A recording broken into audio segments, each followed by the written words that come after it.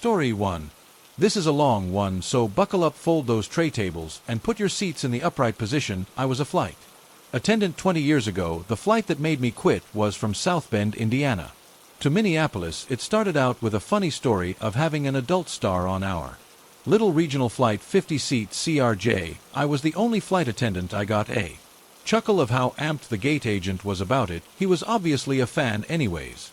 Everything else was normal, other than it not being a very full flight. We take off, and I'm in the jump seat chilling and waiting for the first ding to tell me we're out of sterile cockpit over 10,000 feet high. When the vibration system suddenly kicks on, it was then that my reflexes kicked in, because all I can smell is burning, though there isn't any smoky haze. For a hot minute I thought I was imagining it, but when I looked up, one of the passengers in front of me makes eye contact and gives me a look that confirms I'm not the only one smelling it. No one else notices. Again, it was odd that the first 3 rows were vacant since the flight was only half full, so for the first time ever I reached up and grabbed the phone to the cockpit and hit the emergency button, which alerts the cockpit, but not any of the passengers unless they know what the flashing light means above my head. The captain answers, and it sounds like he's Darth Vader since the 2 of them have their oxygen masks on. I said quietly into the phone what the is happening. They tell me they don't know,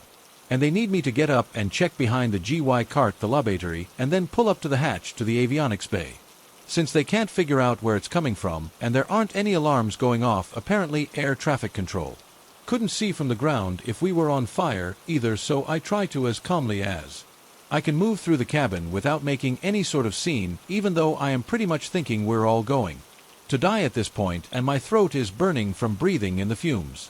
Again, no one noticed, and I'm grateful, seeing as the 3 of us crew members were on the same "we're going to die" wavelength. Literally nobody even batted an eyelash at me crawling on the floor and pulling up the hatch to the avionics bay. I still have no idea how no one thought that was out of the ordinary, so there was nothing that I could see on my side, no visible fire or smoke. I call back to the cockpit, and they say that thankfully they're going to let us land, and that while we wait for clearance, they're going to vent the cabin to clear some of the fumes. At this point, I buckle myself back into the jump seat and try not to look freaked out as I face the 25 souls in the seats in front of me as the captain announces to the aircraft that there are fumes and we need to vent them as we need to get back to the airport due to mechanical issues. Yeah, blank stares are aimed in my direction, and I just smile and nod as if this is standard procedure. None of this is standard, so the venting is supposed to feel like a little puff of air next to your ears, but it felt like one of those air cannons punching you in the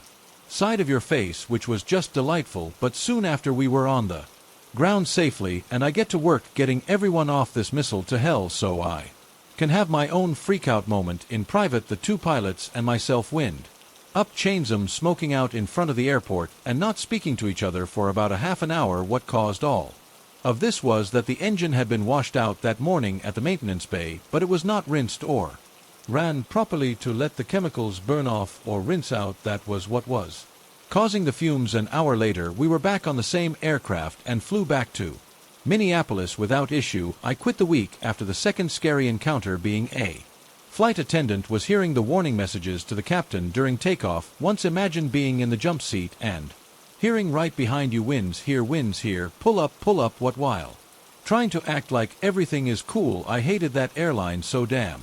Story 2. Much my best friend at school and I used to go over to one another's home often. His family was always really welcoming and nice to me. I was encouraged to turn up whenever ever I felt like it. On occasion I would turn up and my friend wouldn't be there, but his mom would be like, "Oh, hey, come on in, it's great to see you. Why don't you hang out here for a bit? I just have to do a little bit of shopping, so could you keep an eye on the place? There's snacks in the fridge." My friend's mom and my mom were very close, so we had a great relationship between our families. I would often stay home for her if no one was home. This experience takes place when I was asked by my mom to go over to my friend's house with some vegetables our grandmother grew in her garden. It was about lunchtime when I headed over. I pressed the doorbell to their home, but no one came to the door. I guess that no one was in. That was fine, because I was entrusted with the location of their spare key. They hid it in case of emergencies on times like this when they were out, and I was sent to return something. I knew to leave it on their living room table and lock up and return the key where I found it. It was pretty routine, so I took the key out and unlocked the door and headed inside. As Soon as I got inside, I sensed the presence of someone in the house with me. I instantly knew that there was someone upstairs. I don't know, I guess I heard a noise or something. I thought, this is out of the ordinary, someone should be down here, and it was Sunday after all. I guessed that my friend or his mom was upstairs, perhaps ill, and then I somehow convinced myself that one of them had collapsed or something, so I set the bag of vegetables down in the entryway and then headed in and upstairs. I thought that there could be a thief or an intruder up there, so I did my best attempt of being one with the shadows in my mind. I moved as silently as a ninja. I was a kid, so lay off. Let me just explain the upstairs floor plan. If you're upstairs from the back, there's a storage room, my friend's room, and the toilet, and then my friend's mom's room. If you were to crane your head from the stairs, you'd pretty much see and hear anything that's going on up there. When I stealthily got to the top of the stairs, I didn't look because I heard some strange sound. It's like a PPP sound. Maybe it was an air leak, like the sound of a tire being deflated. It was really weird. I heard the sound, then travel across the hall towards my friend's room. I thought, oh man, there's something weird going on here. I don't think that it's my friend or his mom making that noise. I just climbed the rest of the stairs and headed towards my friend's room. I was careless or brave, but it happened. I craned my head around the door frame and I saw a man in his room. He was spitting on the floor. That was the source of the sound. It was incredibly gross. I was completely lost for words. It was like I was dreaming. He spun around and looked my way. He didn't seem at all surprised by my presence. He even gave me a cheerful greeting. Oh, hello. I felt awkward enough to respond, oh, hi. That's all I could muster up. I was still very confused. A few seconds or so crawled by, and then I asked, what are you doing? Oh, just keeping my ex in her place, showing her who's boss. This is how you do it. I looked around my friend's room, and his toys, his dresser, his chest of drawers, and his clothes in his wardrobe were covered in this man's spit. I was stunned. There was someone who was completely out of their mind stood there in my friend's bedroom. A thought jumped into my mind, get the police. I ran downstairs and grabbed my grandmother's vegetables and ran to the police station. 3 officers accompanied me back to my friend's house. They headed upstairs, but they said that they couldn't find anyone in the house. My friend and his mom, who had been out, arrived back to their home to be greeted by the flashing lights of a police car and officers holding notebooks. By the time they'd heard my story and heard from the officers, they were both in tears. It turns out that the man I had seen in my friend's bedroom spitting on everything was my friend's dad. Apparently, he had been searching for my friend's home after he got divorced from his wife. I have never met someone with that much malice. I never thought that an adult would do that to their own flesh and blood. Well, my friend's mom said to her son, we will throw out everything he spat on. My friend reacted at first with anger. He actually had to be restrained by an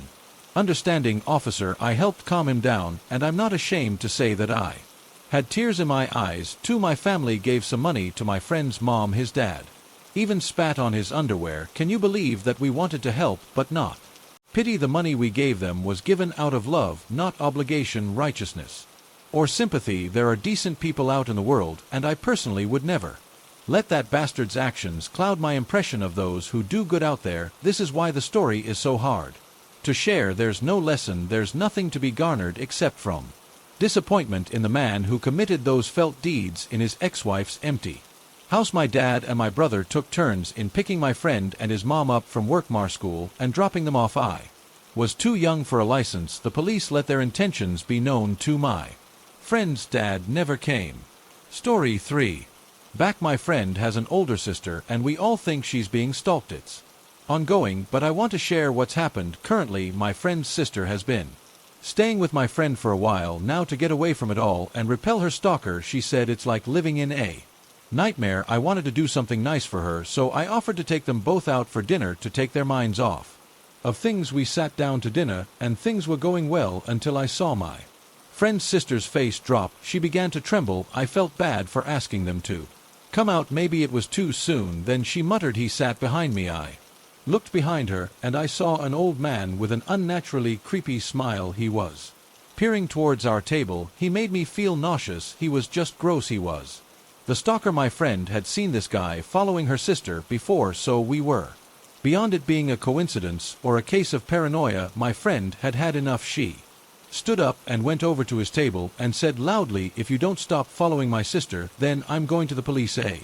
Few tables of people looked over, but the old man just sat there smiling that insane smile. After a few moments, he got up and stepped away from his table and left. His expression didn't change, he just kept smiling. We thought that bit of public embarrassment might be enough to put the creep off and make him leave my friend's sister alone. We were convinced it would work, and it turned out to be a correct prediction. Over the coming days, we would all joke about how easy it was. Everything came to a standstill for her sister, and a sense of normality was resumed in her life. However, just as soon as it ended, it seemed to start again.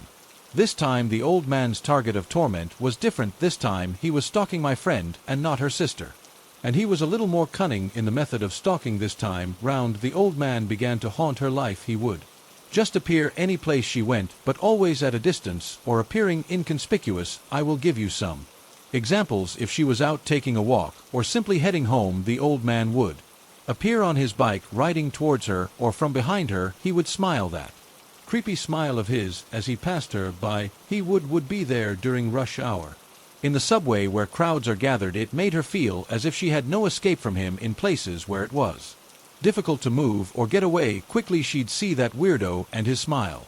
Enough was enough. My friend went to the police. Unfortunately, they weren't able to help. They said that because he actually hasn't done anything except smile at her and her sister, they couldn't do anything. She left the station frustrated and with a feeling of vulnerability. The old man and his behavior got worse. He was everywhere. She thought that the police might have been able to intervene when she saw him at college on campus, but again they weren't able to help or offer any kind of protection to the untrained. He was just an old man who was walking around smiling. What's the harm in that? She tried to mobilize all of her friends to help to discourage his behavior, but to our surprise, some of her friends didn't believe her. They said she was grasping at straws. She must have felt quite alone at the time. I believed her, though I had first-hand experience. I saw that creep with my own eyes, plus anyone who knew my friend well enough would say she's far from a liar or an exaggerator. It was helpless every day. She grew more nervous and worn down, and every day the old man just smiled at her. He never did anything, he just watched her and smiled. She eventually dropped out of college and has grown less and less responsive to my calls and messages. I haven't really heard from her lately, and it's really worrying me. I feel as if we are right on the edge of something happening. Maybe I should speak up and yell at him like she did for her sister. But if I did that, wouldn't he just start stalking me? I don't know. Recently I got in contact with her sister and I asked how she's doing. She thought that she was just wrapped up with studies. She didn't know what had been going on. I don't know what will come of this, but I'm hoping she's just laying low for a while. I hope that creep hasn't escalated his stalking. Story 4.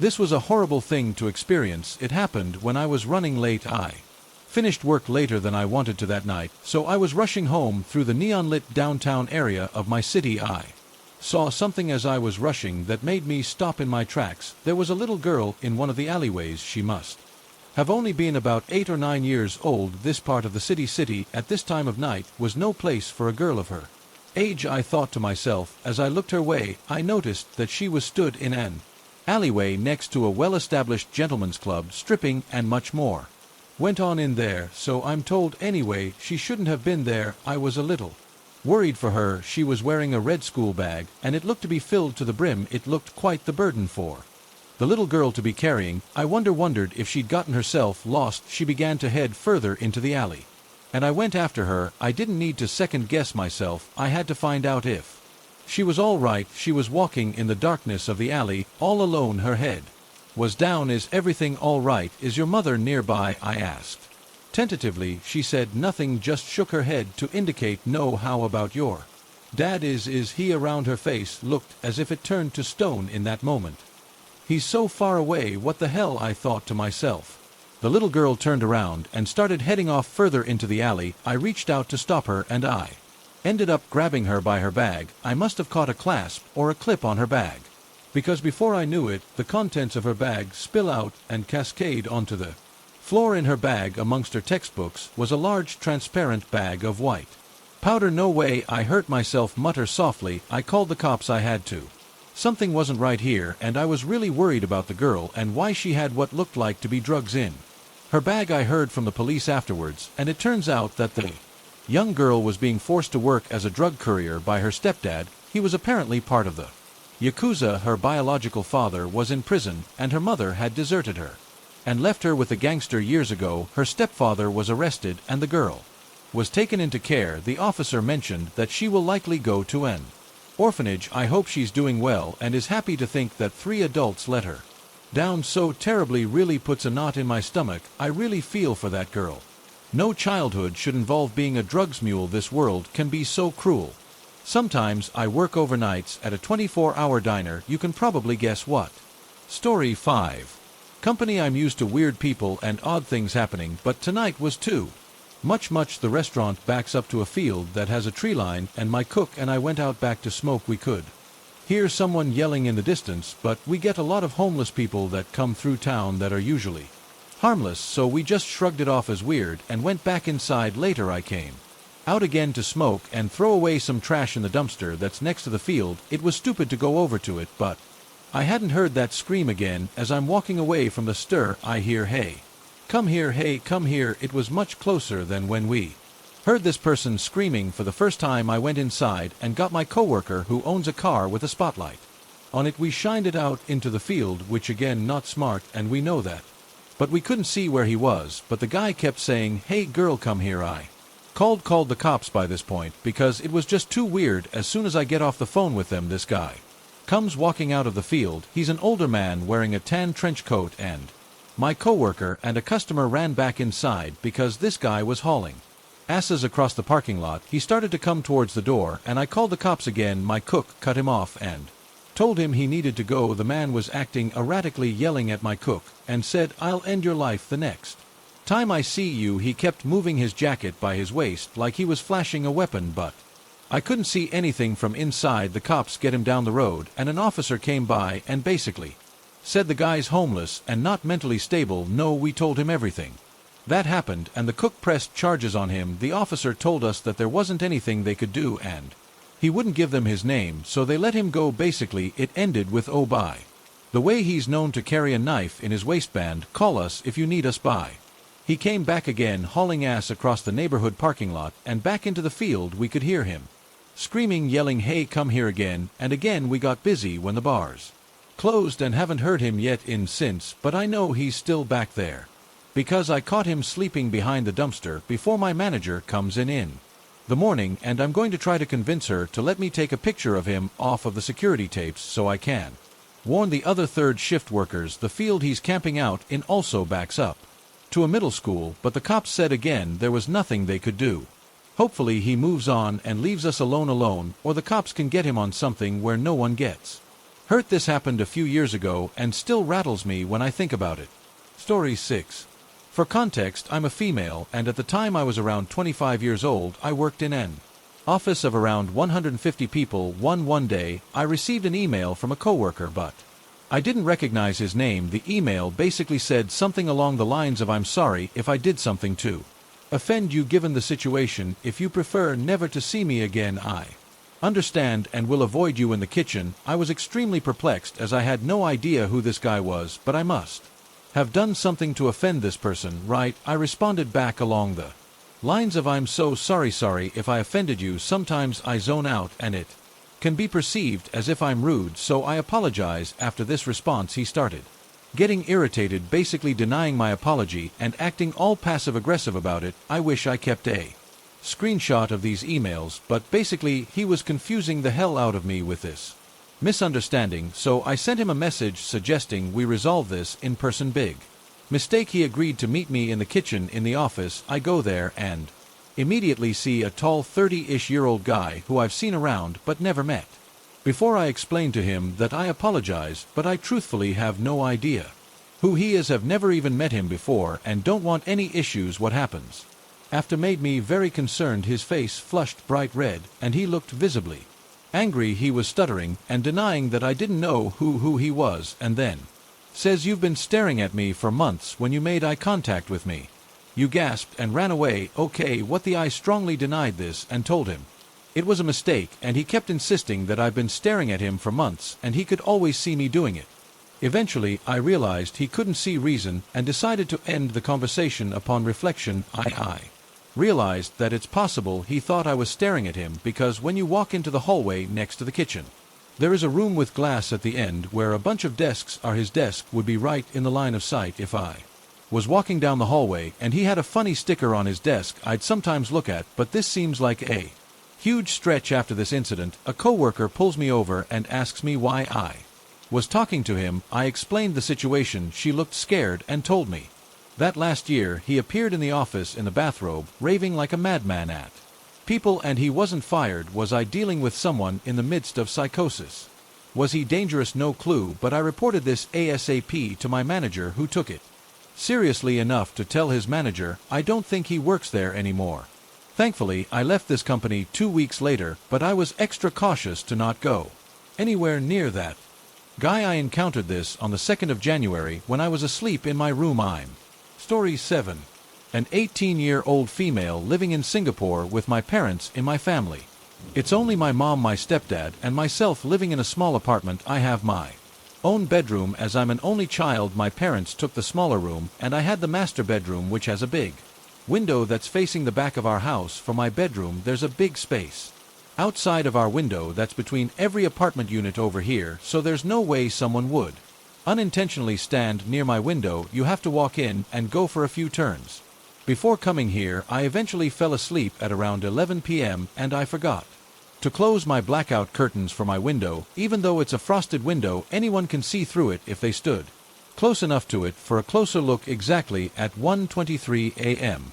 I heard 3 loud knocks on my bedroom window, which eventually woke me up, as I'm a very light sleeper. Where I'm sleeping, my window is on the right corner, and I can see whatever shadow that projects through it day or night. On that night, the only light I had on was my table lamp that was facing me at its highest brightness. At first, I was sleeping while facing my room door, so I had an automatic response to turn my head and look at what's knocking on my window. To my surprise, I saw a silhouette of a man's head that was clearly visible on my window. I had goosebumps. I froze because I was unsure of what to do, as the curtains were wide open, so obviously that man's intention was to look at me through my window. Despite my parents' room being right next to mine, I went into shock and had to call my mom to help check if I was tripping and to also close the curtains for me. I told her what I saw afterwards. In the end, she advised me to sleep in the living room for the meantime to calm myself down. I felt really uneasy that night. I couldn't go back to sleep since I stayed awake.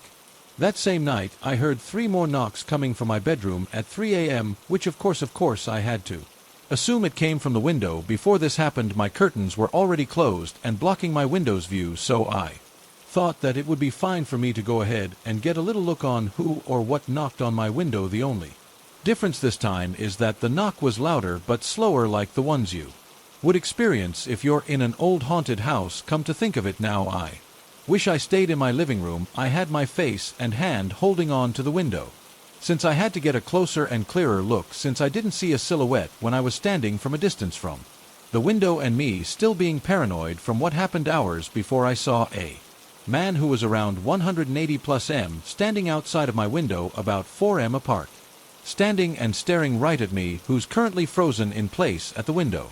When I saw him, he was wearing long gray pants and a black t-shirt. He was really pale. It looked as if he had no expression when he saw me. By the time it happened, I wasn't really sure if it was the same man that stood outside at around 1:30 a.m. As tired as I was that night, I knew I wasn't hearing things or seeing hallucinations. I was perfectly wide awake when I saw that man. Moral of the story: always check your windows before going to bed, and it's best to get a blackout curtain to protect yourself. I am a psychiatrist, and during my training years, I worked for 6 months. Story 8. At a ward treating patients with depressive and anxiety disorders. It was an old building which had been housing psychiatric patients since the mid-1920s. On our floor, we had 13 beds and a nursing station, a living room, and a few conference rooms. One day, a few weeks in, I am interviewing a patient who, when asked about sleeping patterns, tells me she heard a baby crying at night, waking her up. There are no babies in that hospital, as the place is situated far away from housing areas, and there were restricted visiting hours. Afterwards, the nurse pulls me aside and tells me that the baby crying thing is not a psychotic symptom. She is very serious about this, but won't elaborate. I kind of shrug it off, as either way it does not change the diagnostic or treatment, and I forget about the experience around 3 months into my stay.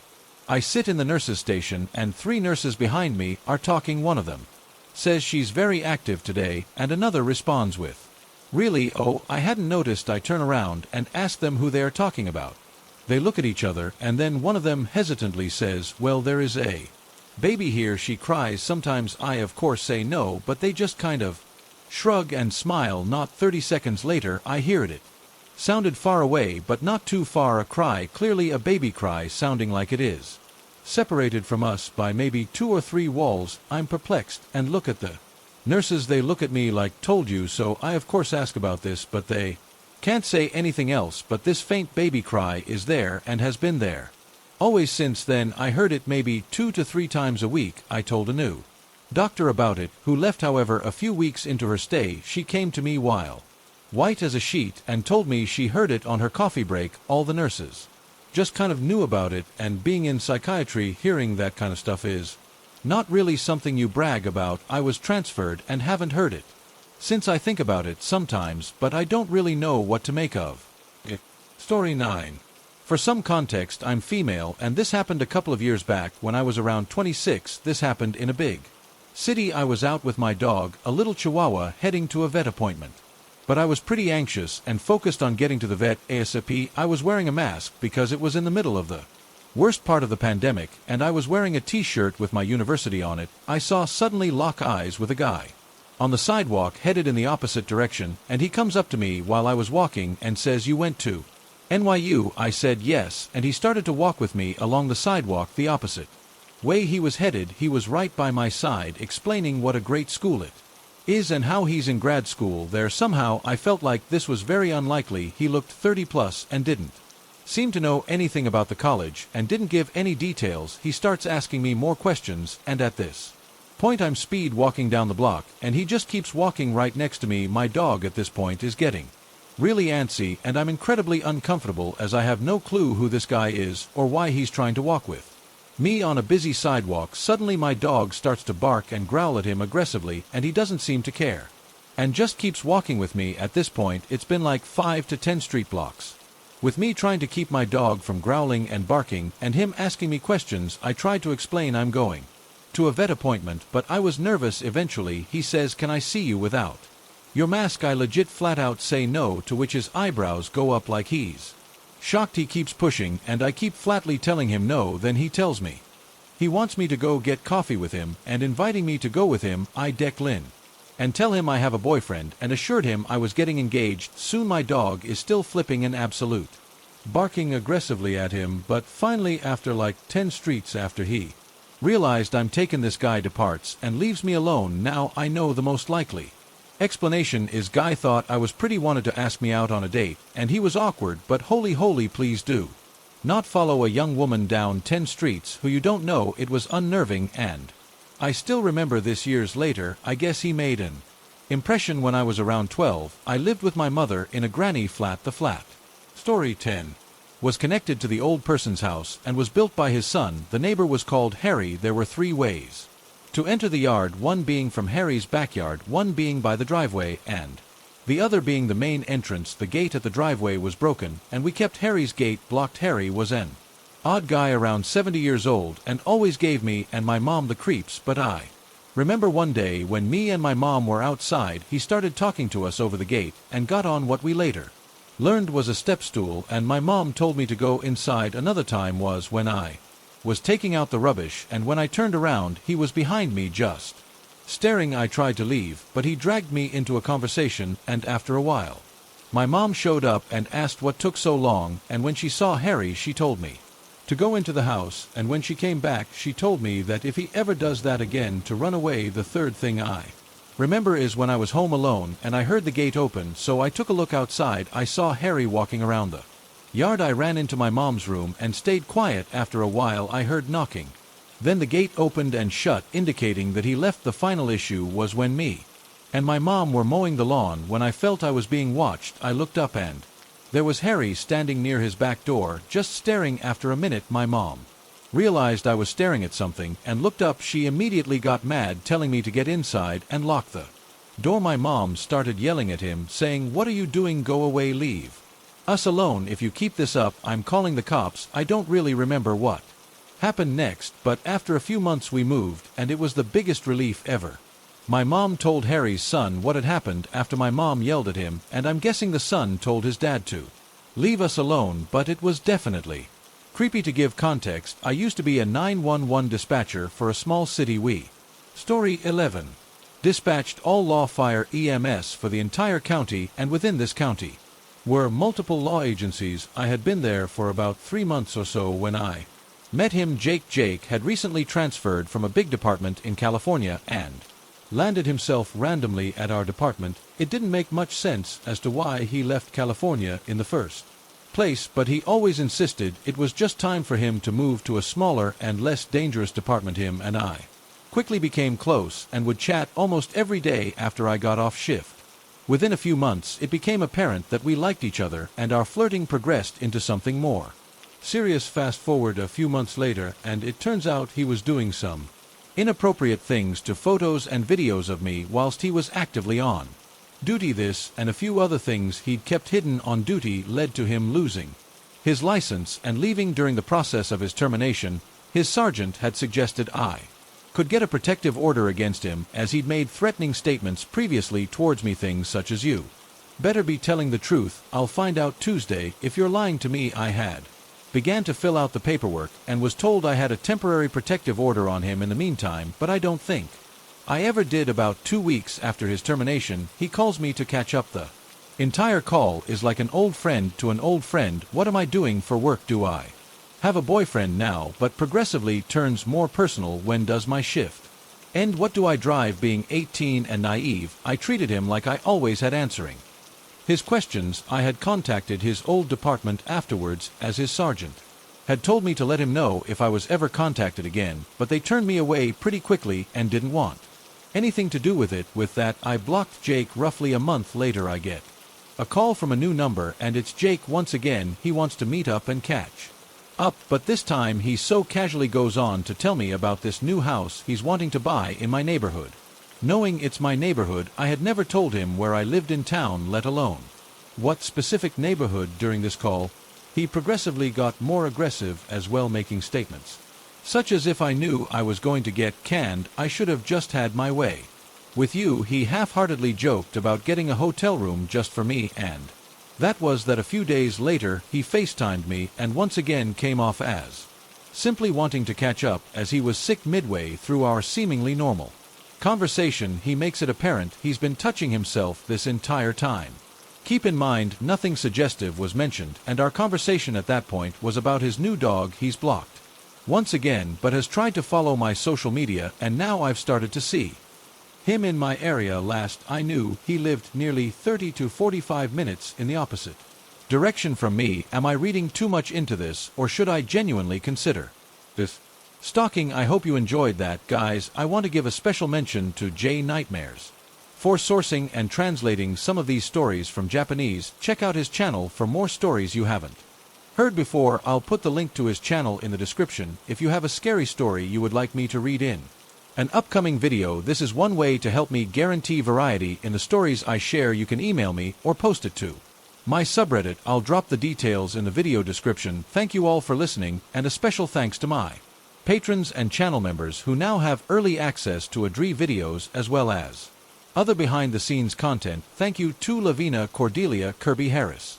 Angie, Linda, Rebecca, James, Mason Hayes, Chelsea Muffet, Lisa Apprentice, Michelle, and Kevin, Amanda, Am, Rebecca Morris, Yennefer, Jessica, Lasley, Brock Ballard, Kim Thompson, Angela Reeves, Sher, AGI, Nathan Shadwick, Nicholas Johnson, Samantha Place, Cheryl Duckworth, Scout M 405Z Harris, Unladylike 13, Ventura, California, Elizabeth Mayers, Alexia Tuttle, Marshana Rainey, Wo Sayan, Mary Wright, Jessica Copperfield, Zoe D, Daniel Shaw, Jane Wiggins, Tara Harris, Mary Rye Callie, Townsend M, Deshawn Edmondson, Kimmy Lone, Wendy Maris, Confessions of a Cleaner, Megan Abrams, Miss Tycoon, Stephen Sloan, Christina Myway, Ashley Bray, Mighties, Afelter, Danielle, Tina Marie Heckman, Amal Garner, Lisa Redford, Deborah Malays, Connie, Sue T, Adwell, Diana Johnston, Vampy, Debs, Jasmine Davis, Erica, Air Fox, Mulder, Ram, Beltron, Tina, Nick, Bosie, Sarah. C.H. Neil, Kavanaugh, Tiara, Sunders, Timothy Stratton, Jennifer, Jenkins, Lloyd Rash. Maribel DeLuna, Michael Omel, Marissa, Kuro, Amber, Hops, King, Slim, Justin. Beast, Gillespie, Joy, Danner, J. Blee, Anna. Stephanie McLaren, Lumini, Kami, Skin Crawler, Adarabella, Play 2006, Michelle. Welchman, Dana B., Lisa McDonald, Clar Scott. Madison C. Wasp, Sting, Jennifer J., and Ashley Liliat, Lee T. Wyatt, Gina Laura, JK6. Venzio, Donna, Joey Big, GSC, Tanya. Spaghetti, Wailo King, Matthew, October Gypsy, Lisa, Ally Thomas, Build With Me. Letitia, Fran Debs, Insomnic Cats. Stephanie Summer, Rebecca Tyera, This Bad. Kitty, Your Pay Piece, Dilly Laney, Tripping Balls Through History, Samantha Erica. Alyssa, Tracy Killian's Place, April James.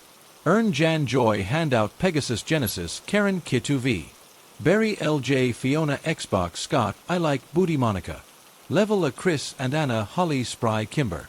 Jasmine Sticks, Heather Haven, Kitty Cat, Luna 2, ADHD, Aurora, Janice, Cinderella.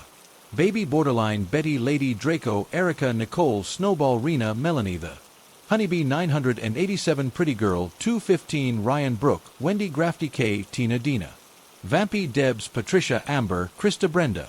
Absent Alice, Christ K, Spiders Web O La Andrea, Sue Monique Shaw, Gorman Emma. Lisa Sigma Cube, X Greg, Chelsea Amanda. Jane Sam, Zep Tay, Sarah C, Austin Tegan. Lil Smart, Jenny Gabrielle, Fire 5, Sarah P, James Garana, Gemma Allen. Monica Level A, and Alex. I hope you're doing well, guys. I'll see you all on the next one.